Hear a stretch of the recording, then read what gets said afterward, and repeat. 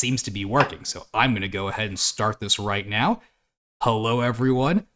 Hopefully everyone's having a great time. But I'm having an even better time because I, with great anticipation and joy, I cannot wait to announce our first ever sponsor. And you heard that right. You heard that right. I said sponsor. We have a sponsor now. So I guess thank you to our favorite patch merchant, Aho Patchworks. That is right, Aho Patchworks, because it's a patch company. I can put in the link. If you use the coupon code AGCast, you will get, I think, 10% off. And I get something too. But it's great. Go ahead to Aho Patchworks. They have wonderful patches. Do you hate Baltimore? There's a patch for you. Do you like fun weed patches? Oh, there are plenty of them for you. Do you hate the UN? Well, I mean, I guess the Antichrist. Oh, yeah, well, don't worry. There's one for you too here. It's great. I like it so much. And visit Aho Patchworks and be sure to get some wonderful patches. He's got things for everyone. Cool hats. Look, they even have a flask too. It's a nice little flask, isn't it? Hopefully. Put them everywhere. Just everywhere. On all your gear, on all your guns, super glue them to everything, tattoo them onto your skin. Well, he's got some this is good stuff. He's got some great stickers. I'll put them up for everyone to see. Just be sure to put them, just tag them on random things. Put on people's cars. I don't really know what you want to do with it. I'm not your boss. I'm not your dad. Do whatever you want. But I think these are great patches, and you all should get at least 2 or 3.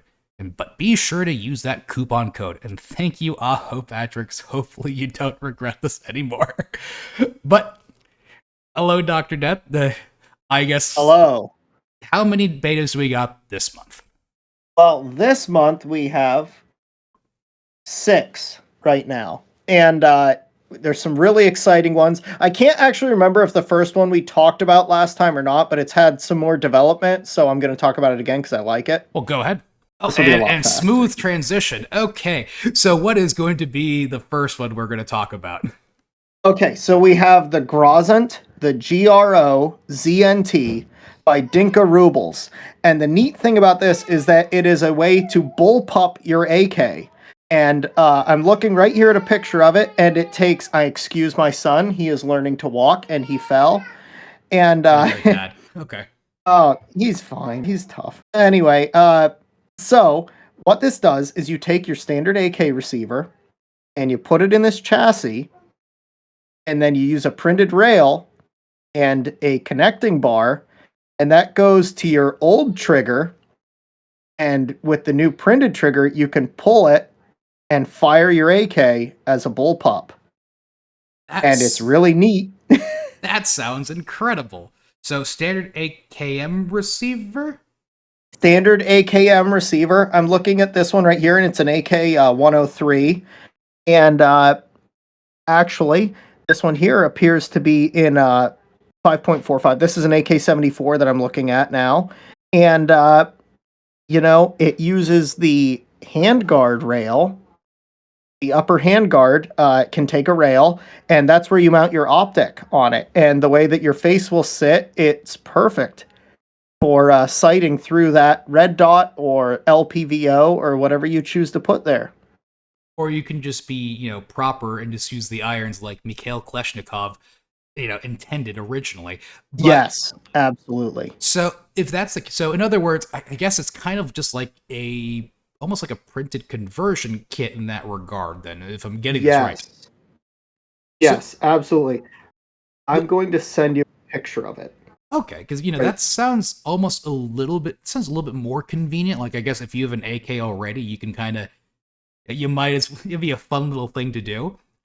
Oh, absolutely. It's a thing that AKs are all very, very standardized, and they, there's not much variation with them. I mean, you get a little bit of stuff. You get, different calibers, and you get the spiker and things like that.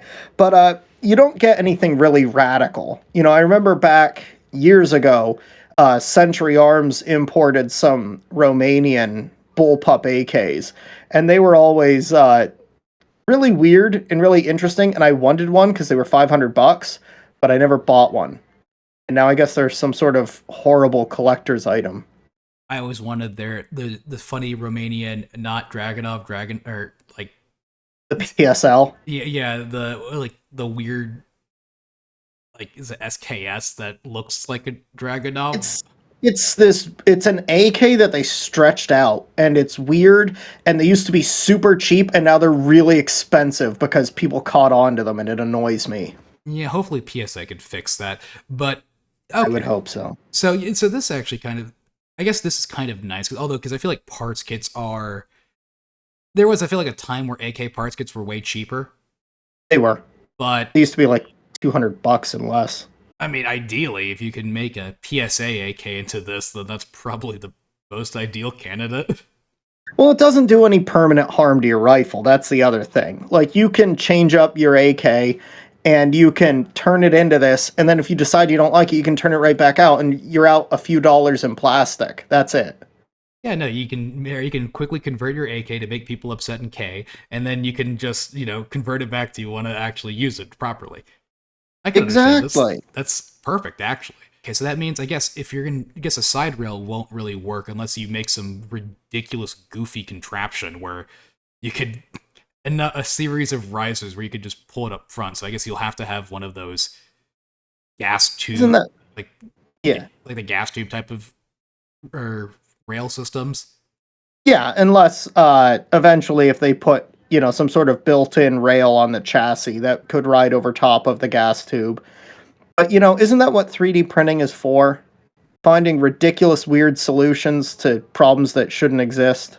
I mean, I couldn't agree more with that. That's a great idea. I like it a lot. I like bullpupping things, especially things that people don't think should be bullpup, especially AK. So that's going to be Oh, really fun. absolutely. Especially when you mentioned how almost all AKs are standardized and they're just the same. I bet there's going to be so many happy people in the comments there to say you're completely right. They're all just the same. So They are. with that, I think let's go to the next one. Let's see what else we got.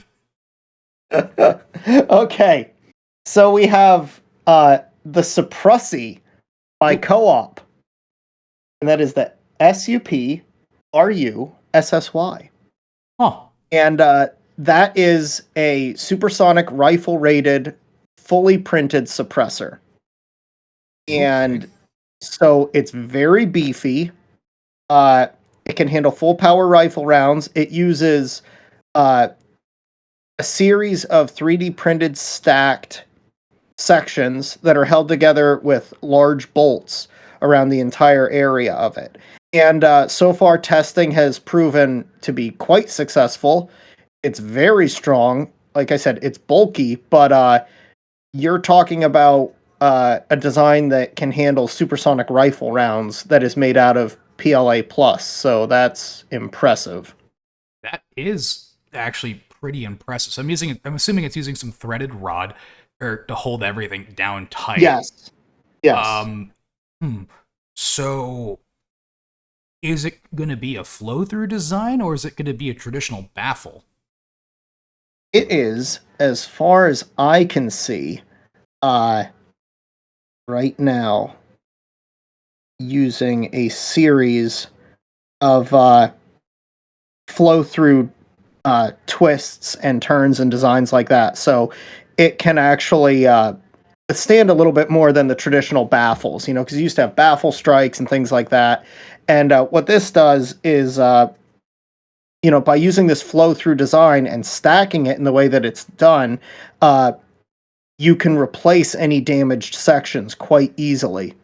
Provided you do the proper paperwork, of course. Of course, now follow your local laws, everyone. But wait, so I mean, flow through design would make more sense to me because in that case, you're not getting as much back pressure as you would with a traditional baffle design.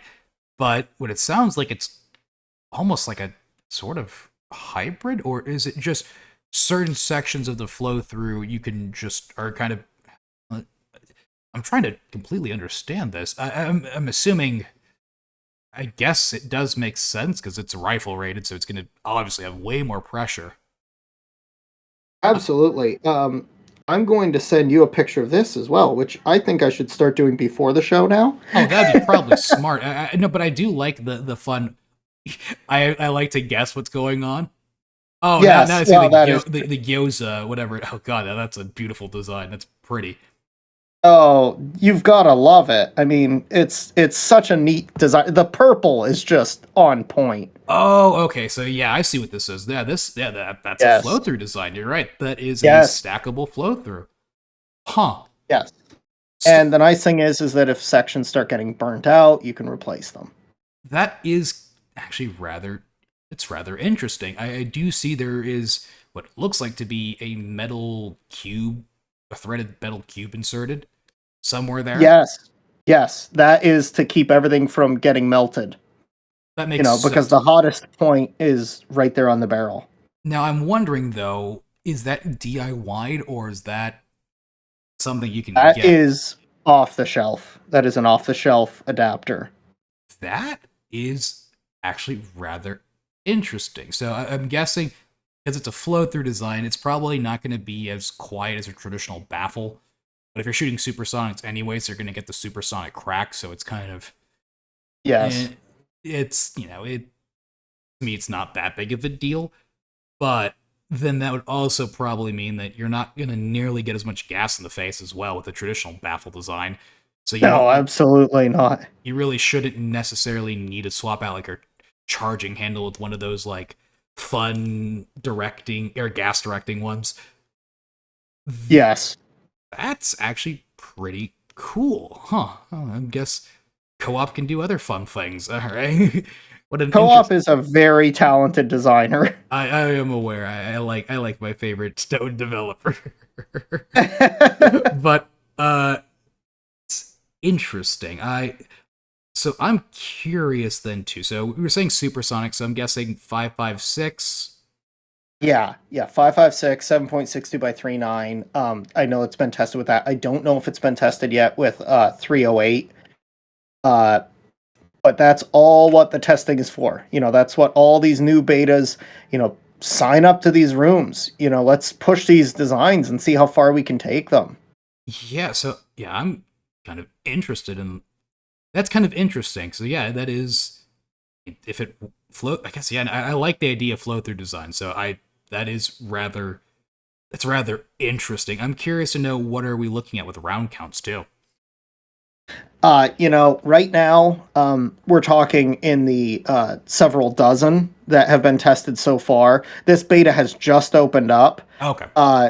So we are testing long-term viability and making sure that it works. I have video of someone mag dumping with it, and that was pretty interesting.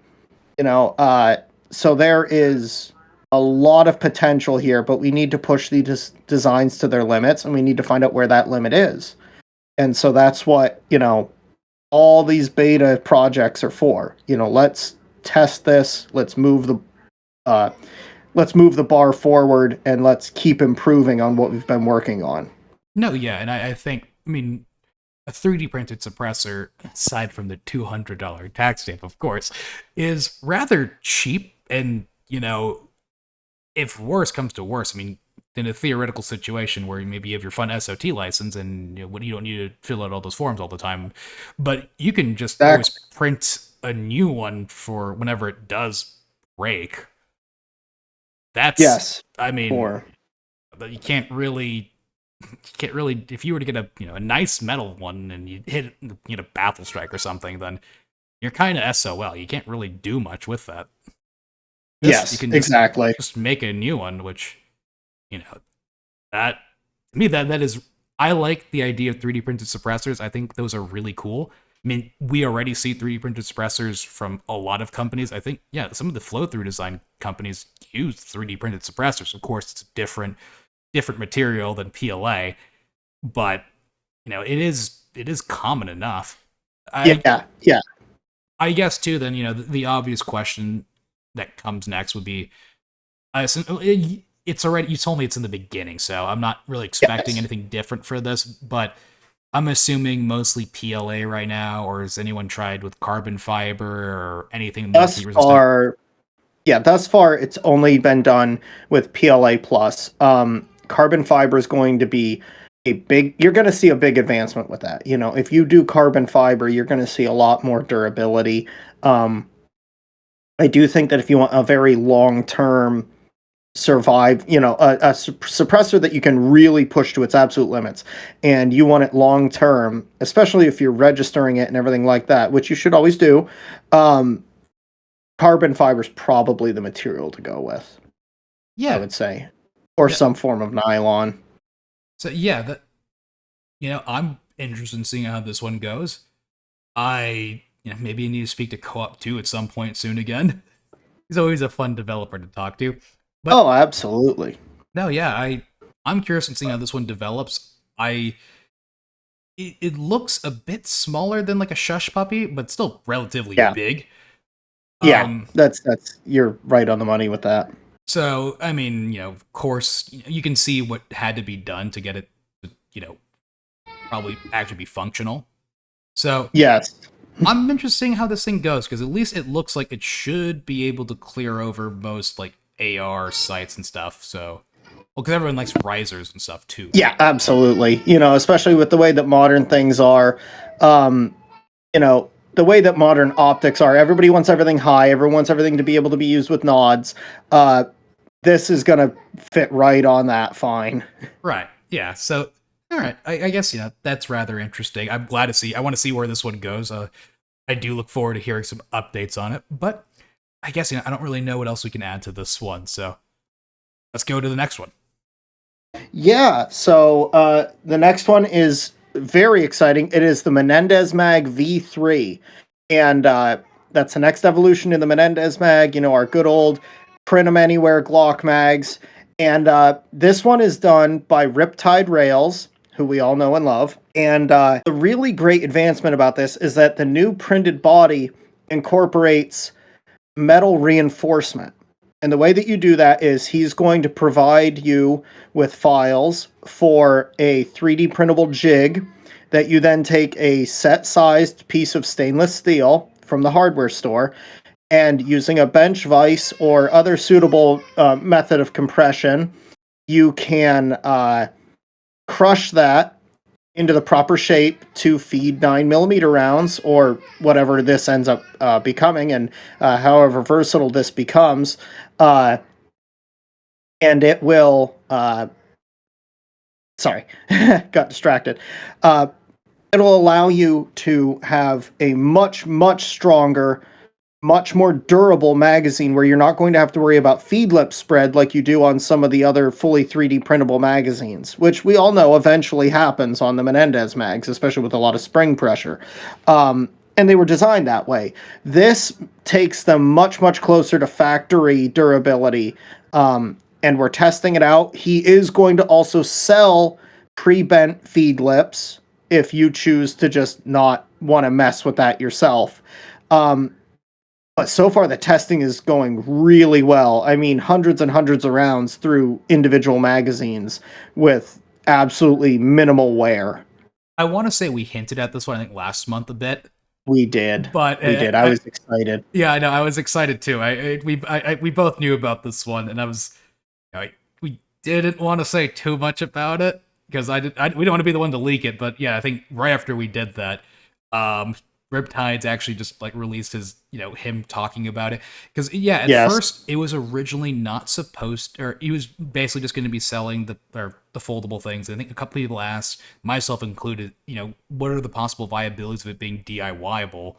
And then he just kind of tried. It's like, oh yeah, this actually does work pretty well. Okay, and this is doable for most people, I guess.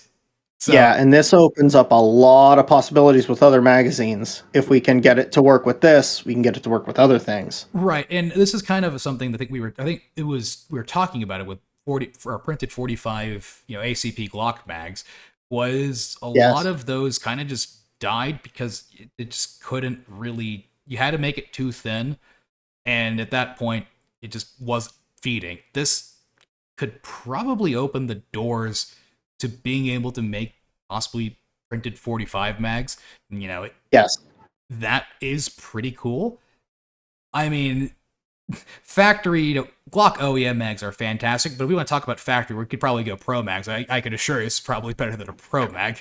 I have seen horrendous things with any Pro mag, so I'll give you that. Hell, even heat resistance, I've seen Pro mags melt under heat. But they are truly terrible. this is pretty nice because yeah, this is definitely stepping up Menendez mags from, at first it was a fun alternative to actually being semi-viable with the V2s, and this one basically fixes a lot of the reliability issues of now it will significantly last much longer. And yes. Menendez mags with really any printed mags, those ones kind of will let you know if your printer's calibrated or not pretty Yes. quickly. That's why I always think those are great first like build options of, worst comes to worst, your gun doesn't feed. Best case scenario is you have a bunch of fun range mags of anything, and you also learn how to tune your printer. So it's always a great little first project. I'm wondering then too, because one of the things I always remember people would try doing, oh god, I used to see this all the time in like the old Rocket Chat stuff, was people would try to use PTG and then always complain about it not working because of spring tension. Yes. And that's one of the things. Same thing with ASA, ABS, is that ABS is better in that regard, but ABS is great in that it's very heat resistant. But it doesn't really hold up to spring pressure too well. No, not too well. Maybe with this could probably help up a little bit, where it makes it much more viable, because the feed lips are usually the common breaking point of it. Now, I'm pretty sure probably testing this mostly PLA, but that could be a thing to consider as well, of how does it kind of fix other materials, because ABS is a lot cheaper than carbon fiber nylon. Yes. And the nice thing about this too is that it's going to reduce a lot of that pressure on the feed lips. So it is going to open up other materials that might have other advantages that the feed lips were an issue with. And yeah, to me, I think that's a really big innovation, just because, well, 3D printed Glock mags are just more reliable than your typical like DIY Sten mags, God forbid Ludi mags, but like they are rather reliable. I think that was why was Professor Parabellum, if you want to go really back to the older days, he was doing the hybrid tube SMGs, and like that for him was a big deal. Oh yeah, these printed Glock bags are fantastic that he incorporated in some of his designs. The old tube SMG, that one has printed Menendez bags, but this kind of steps it a lot more to that regard. I mean, God, I want to build one of those tube SMGs, but I like my dog, and I know those are open pulse. You can make it single shot. Well, shot, I want to film it, but that's the problem, is if I film that's a different thing. But that, I would say, is honestly probably one of the bigger innovations that probably it's a small one that I don't think people will give too much credit to, but that is a huge deal. Of you have now made the printed mags so much more reliable, and I'm curious on how easy can it be for other mags as well. Yes, exactly. I'm very curious about seeing the AR or the AK mags. Well, we can pester Spooky now for a Waffle 3.0, or wait, no, 2.0 already happened. It might be 3.0 or 4.0. Either way, Spooky will be sure to ask Spooky. We're gonna pester him. Be sure to kindly ask him every single day if he's going to start incorporating metal field lips. I know he loves it whenever people ask him for, hey, when are you going to make FAL mags? Oh, hey, when are you going to make this weird, this old-timey, rifle mag that no one cares about? Oh, I think Mini 14's one's a fun one that people ask him for, too. Yes. Just keep asking him those questions. I bet he'll love it. But Matt 49 now. Yeah. But I'm excited to hear about this one. This is probably, it's rather simple in that regard of, you can DIY the metal feed lips, but it's a Menendez mag, just better. Really, if it's not really much more you can say. That one's pretty well known at this point. So that is, I think, probably the biggest step right now, I would say.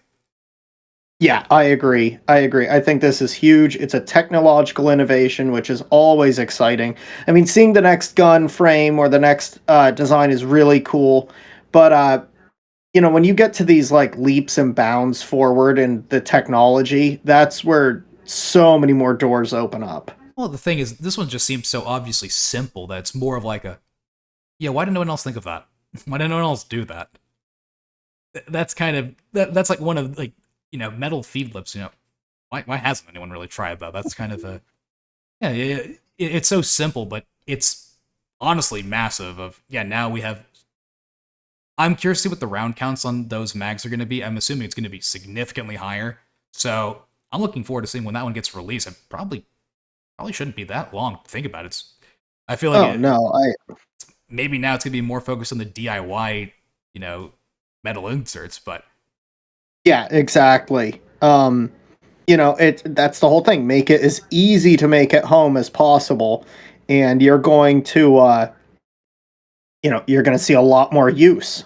And I definitely can think of a few places that would probably appreciate very reliable, very durable Glock magazines for things like, I don't know, the FGC9. There we go. No, yeah, I would say that would be a rather interesting thing to include to a file update, but I'm not the one that's in control of that, so we can only hope that gets to the right people, I would say, to maybe hear that. Yes, I might know some people. But I think I think this is a huge innovation. Maybe some people might not see it, but this is honestly a very big deal for that fully DIY market, I would say. Now we just need to find a way to make really easy cases and stuff, and then maybe we'll get closer to that, but that is one step at a time. But this is a good step forward, I'd say. Oh, absolutely. Absolutely. I'm very excited. Well, I guess, I think we've said enough about this. Let's go on to the next one, I guess. Okay. So we have the Winnie the Pooh by Bella Rudd. And what that is it's the Walther CCP. So you see, it's kind of clever there with Winnie the Pooh, Winnie the Pooh. Yeah, no, when that one came out, I was like, that's such an unfortunate name, but okay. I like it. I mean, it's hilarious to say. It's like, oh yeah, no, when I go to my gun store, it's like, you got any CCPs? Like, oh yeah, no, that we do, we have a couple, yeah. But it's a neat gun. It incorporates a gas piston, so it's very smooth shooting. Sorry, you go ahead. Well, yeah, no, so that's kind of the big thing I wanted to mention. What makes the CCP a little bit more different than your typical, pistol slides. You can have, I think, tilting block. What are some of the other goofy ones? Beretta has There's direct blowback. The high point direct blowback system. You have the goofy like Beretta's PX Storm where it's like the rotating barrel. I think Steyr has one like that too. But that's being released very soon. Right. Very soon coming to the catalog. I have a friend that has one. I've been meaning to help him build that one out. But, the CCP, that's a wonderful name. But that one's unique in that it's a piston-based system. So I think it has a fixed barrel, which, okay, now you have that increased accuracy, I guess, if there is no moving barrel. Correct. But the one concern I could have with it is that from what I remember seeing a lot of people shoot those is that the a gas piston system usually gets pretty hot and a little bit hotter than I guess a typical tilting action stuff. That's something I'm kind of curious to see is what the round counts on those things. Just because there is a piston going to be in the frame, I'm pretty sure. Yes. It has withstood mag dumps and not had any issue. It's a very small gas piston, and while there is more heat getting in there, you're still just talking about a pistol round, right. And you're not talking about like drum mags and things like that. Now we'll find that out. That's moving forward. We need to find out what is the durability of this frame. But so far, I've seen a few mag dumps, one right after another, and it held up just fine. I would very much appreciate if anybody wants to join the beta, test that out. Let's melt one. Let's push it as far as we can. No, yeah, because I mean, I think I've shot one before. It's an interesting pistol because it shoots different. I wouldn't say it's like a magical system where it removes recoil, but it definitely has it's almost like a PX Storm where when you shoot, it's like I can't necessarily say what makes it different, but you can tell it feels different. It's definitely interesting, but the gas piston, from what I remember, was that I think one of the issues people would have whenever they shot it for long periods would be it does get a little bit hot and like around I think where like the rail section would be. I'm not sure if actually has a rail section. It's a little bit of a smaller gun, if I remember correctly. Or is it big? Yeah, it's a very compact little pistol, and it's a lot of fun. But you know, it's not the biggest thing in the world. It's not a full size service pistol, but you know, It's a fun gun. I do got a agree. lot of advantages. For me, I always like handguns more than rifles, and so I always find like the weird, different operating systems people come up with to be very interesting. And that's one of the cooler ones for me is the gas piston inside a pistol. So it is really fun, and I'm kind of interested of how well that does hold up. With prolonged mag dumps. It is a Walther, so I'm not really sure if they make big stendo mags for those ones. Sounds like a job for 3D printing. I do agree. We have metal feed lips now too. But Yes. I don't also think I'm not sure if there's a way for you can put a switch in that too to make it go faster. I don't think that really works with Walthers. Walthers are also really nice, and I think they are some of my favorite striker fired pistols. They have like a pretension like a striker. If you fired a Canic, they basically copied Walther. Yeah. They are fantastic triggers. Some of the best, honestly, the best like striker fire triggers you're gonna find, especially stock.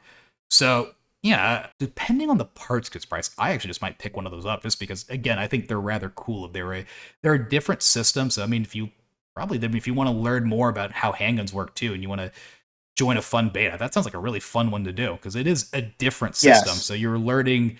You have different problems or different things you'll run into with it. I guess you won't really need a locking block with it too, right? No. And the nice thing about it too is that at the end of it, you get a really nice little carry pistol. That too, yeah. Because this will be something completely different. Now, I guess I should also ask this too. Then are the rails incorporated in the parts kit, or is it using plastic rails?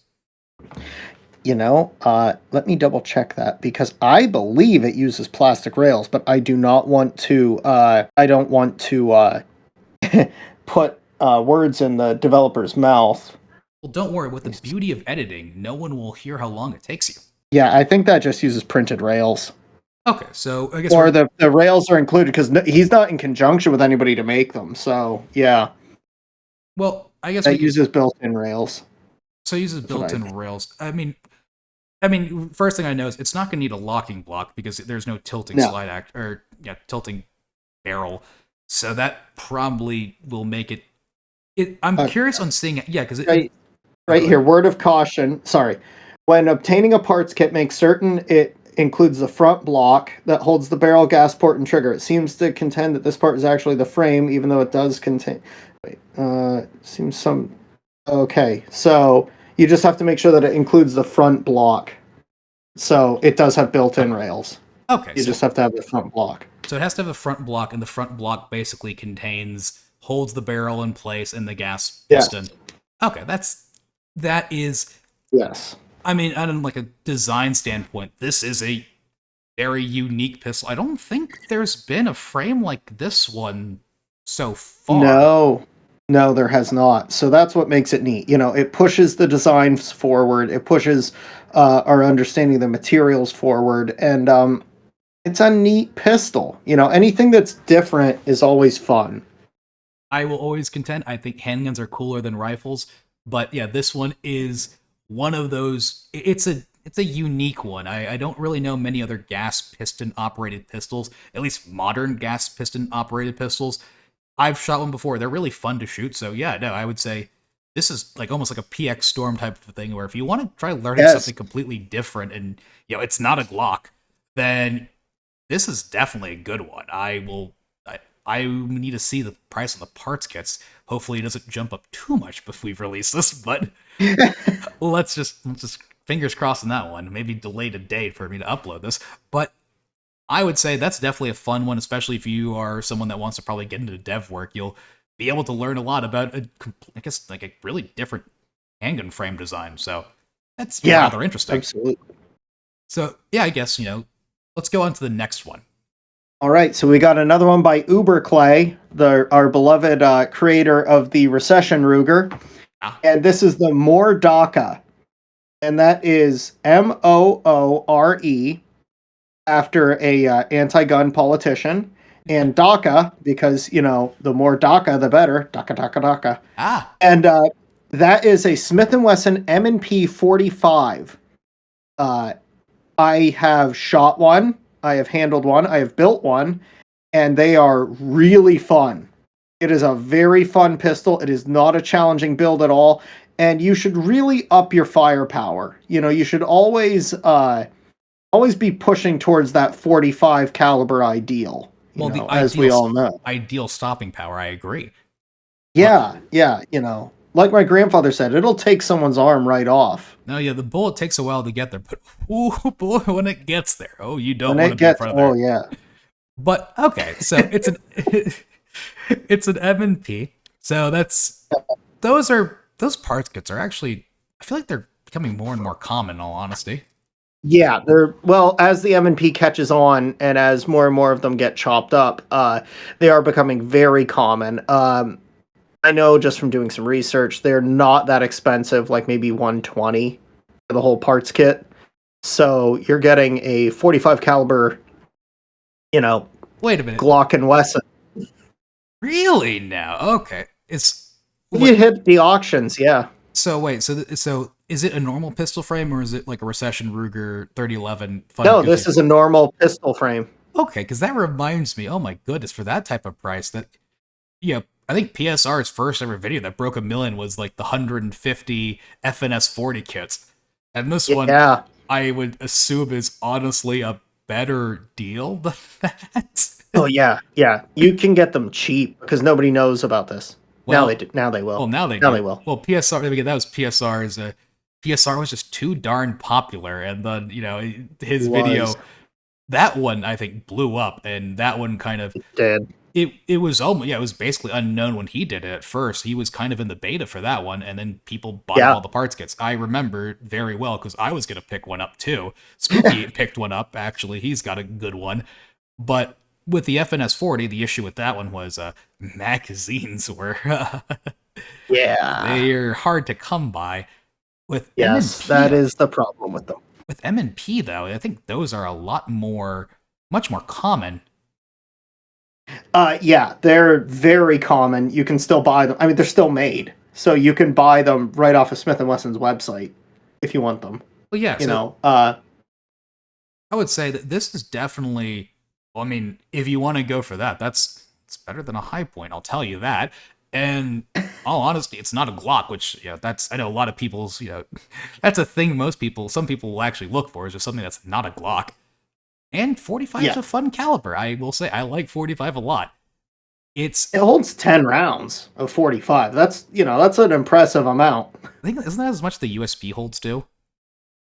I think so. I'd have to look that up. But I don't pay attention to them too much. I like to pretend I can own one, and then I always, whenever I see one go on sale, I'm like, one of these days, I could own one. Own one, but do you know how many Lorsons I could get for the price of one of those? I wanted one, but they only sold it in 9mm, and I wanted the 45, so I just bought a Jericho set. But that was, I would say, honestly, this is probably going to be your best budget one since probably the FNS 40. Uwe Clay has done good enough designs where I definitely trust that he'll do a good job with this. So, I mean, I've shot one. It's fun.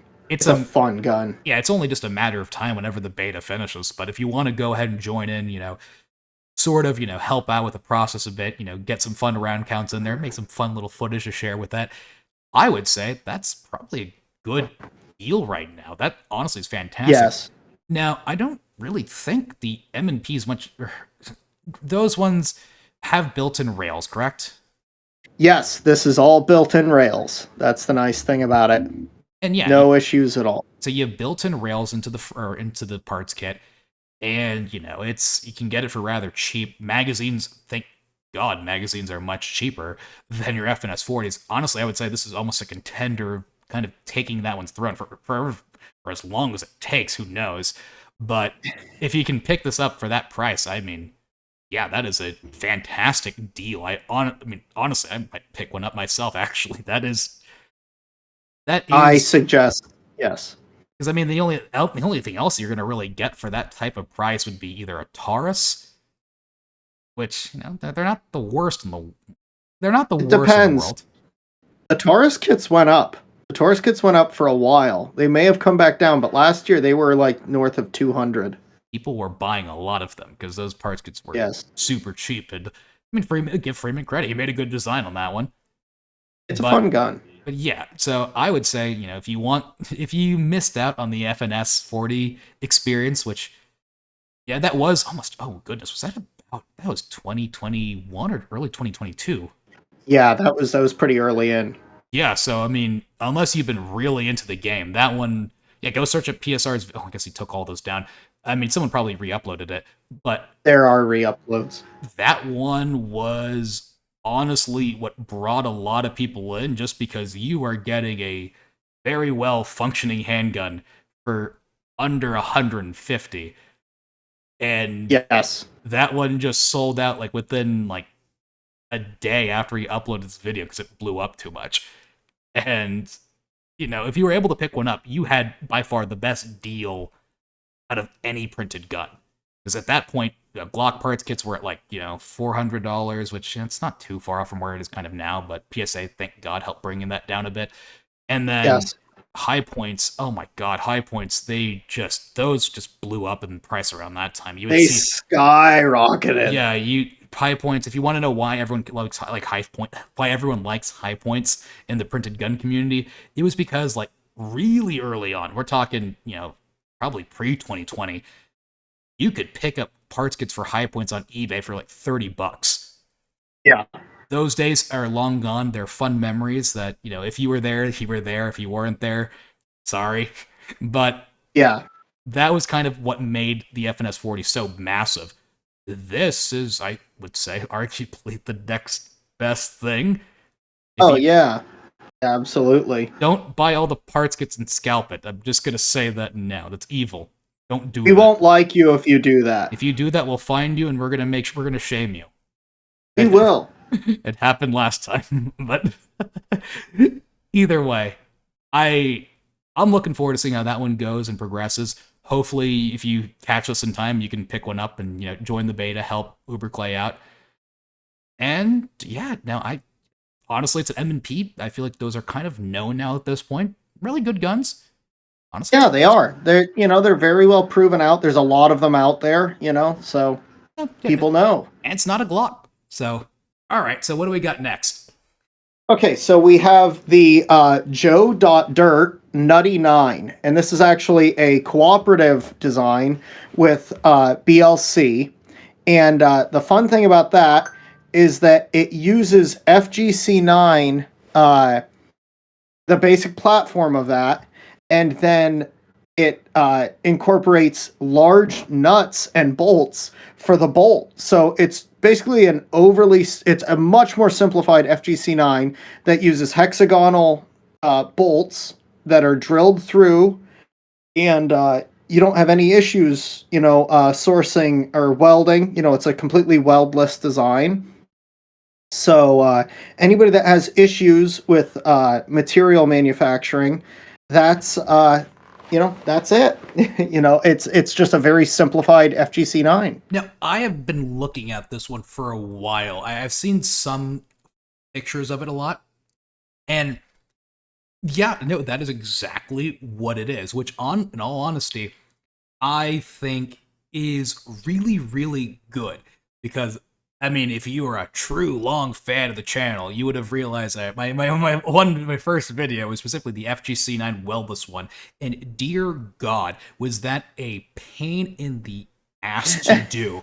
Like, you have no idea the sheer amount of work that goes into, like, weldless design is almost even harder than the welded design. If you have a welder and you know what you're doing, you're going to have a much more fun time than trying to figure out a reasonable weldless design. Because with the weldless designs, there's always patches to it. My original one, which is a kind of like a forgotten version of it, it was the one where you drilled holes through it and then you basically bolt it together. And the bullet catch was basically a screw, and that screw eventually will fall off. It's just inevitable.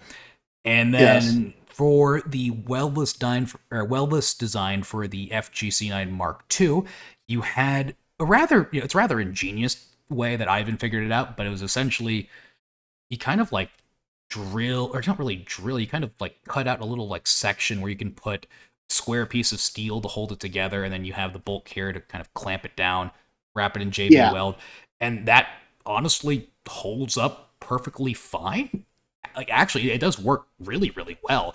At that point, you kind of makes you feel like an idiot for drilling holes through drilling 4 holes through that steel. Which, dear God, if you've never drilled holes through steel before, you will learn. It is rough. That was It is very hard. Imagine trying to do it with a hand drill at that point, and you are going to break several drill bits and go through several pieces of stock steel. Yep. So that was a very big deal with Ivan did, but the issue again comes to the bullet catch, where the bullet catch is just kind of difficult. And I think what Ivan's solution to Mark II was I think you're using like a tungsten drill bit, you JB weld on it, and like I think it lasts about 200 rounds, and when that breaks off, then you can just get another one pasted in, which honestly is much better than the screw. Well, the screw one does look nicer and looks closer to what it should look like. When that thing falls out, it's just inevitable that's going to fall out again. Yeah. Yeah. It's unfortunate. I hate it, but JB Weld works wonders, but it has its limits. It does. It does. And this one, it's kind of neat because you're dealing with large hexagonal bolts. You're able to torque them against each other and JB weld or use tack weld. Any of these various methods to really hold it together. And I really do think it's going to help a lot of people who would otherwise be intimidated by the welding steps or things like that. No, it takes a big chunk of the project out. That's what I was kind of getting at, was that for me, if I would have seen this at first, I would have went with this one immediately too, because I'm glossing over the other fun weldless option that people went to, the twat. That was the threaded weldless. Threaded weldless alternative. It was a funny, goofy name, but that one also is dead, like long dead. But that was another way that people were going through weldless designs. And with the issue with that one, I remember, it's threaded bolts, and not all threaded bolts are the same. And you'd hope that they'd be flat too, but they're never. So you have to also flatten it, which is it's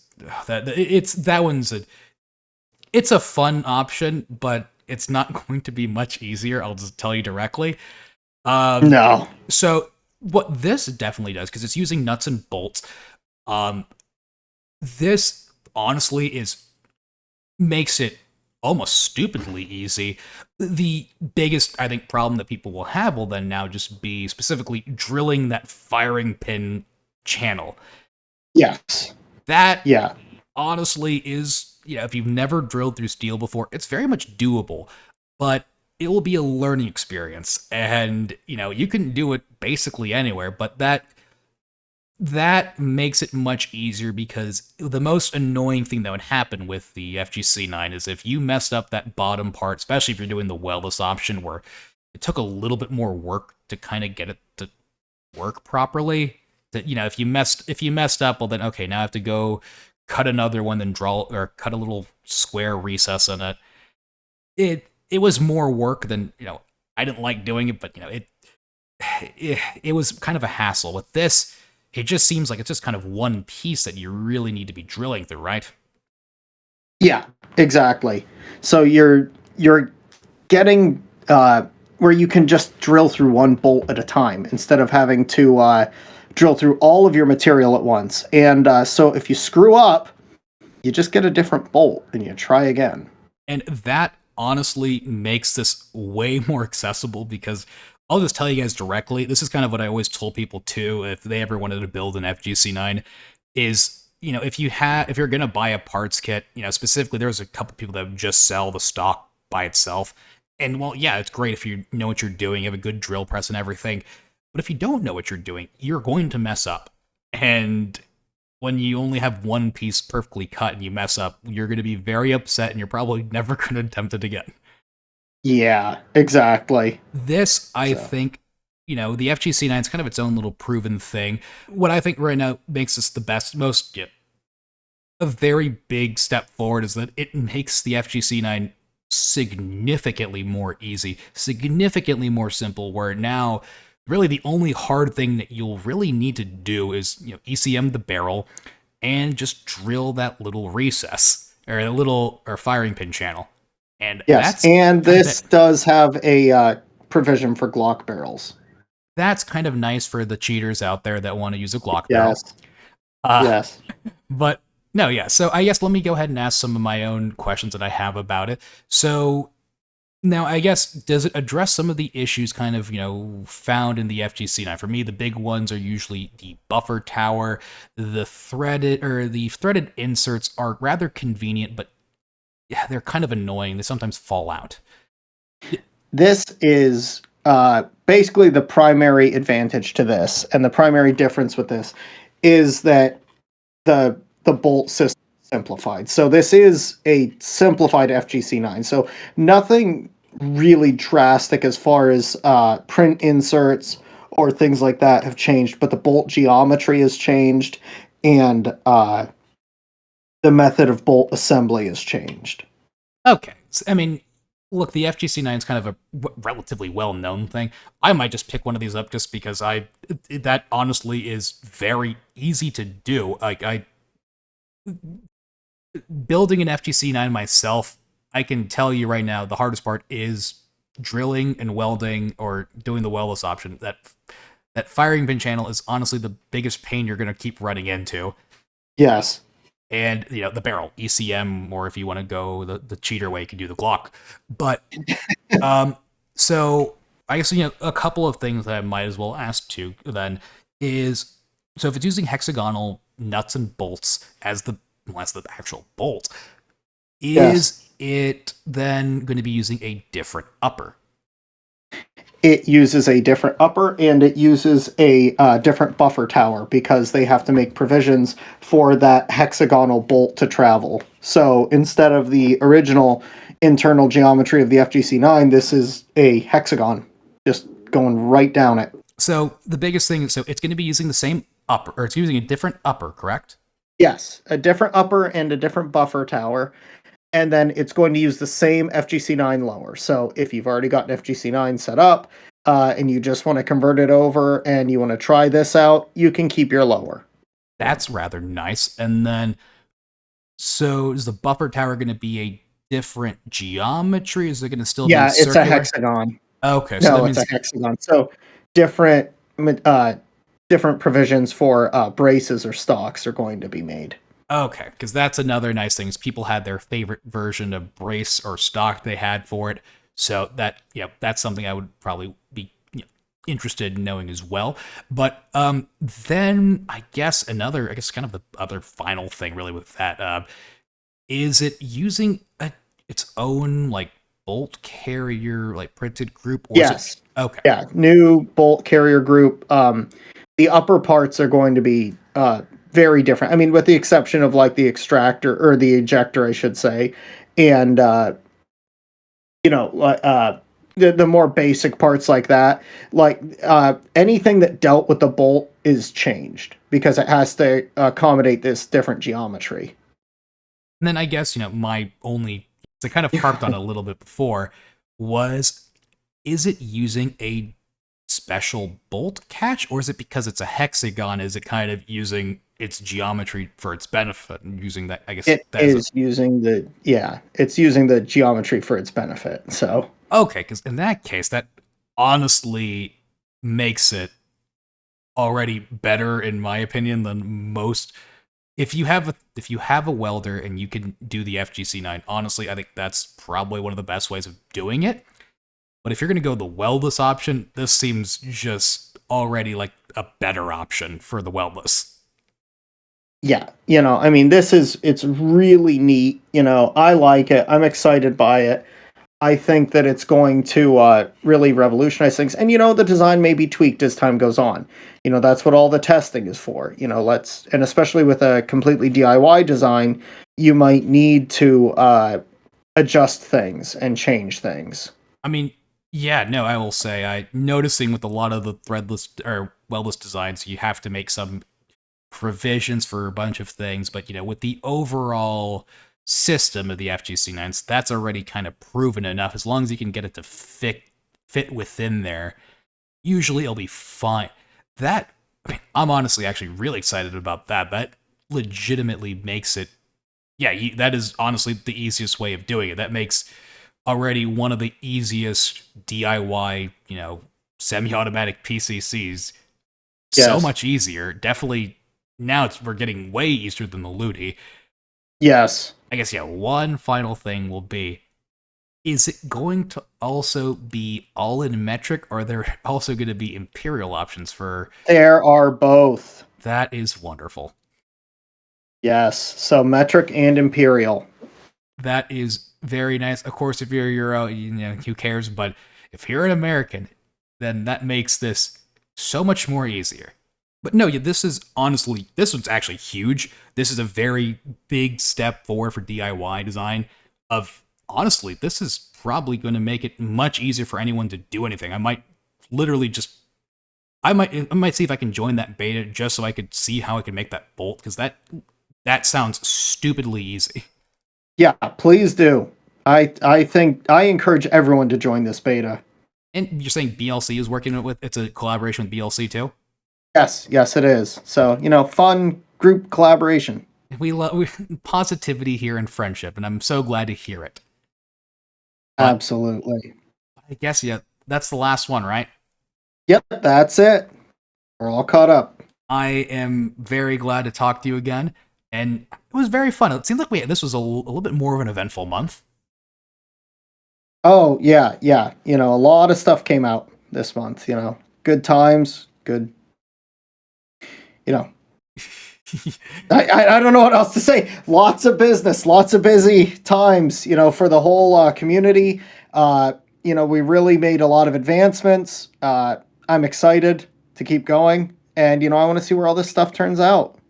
And with that awkward pause and everything, I will want to thank you again for showing up. But more importantly, I want to thank our wonderful channel sponsor, Aho Patchworks. Be sure to stop by the link in the description below and use coupon code /AGcast and get your 10% off. And be sure to buy as many patches as you want. They're great choices. Again, thank you, Dr. Death, and I'll see you next month. Thank you so much for having me on. You have a good night. You too.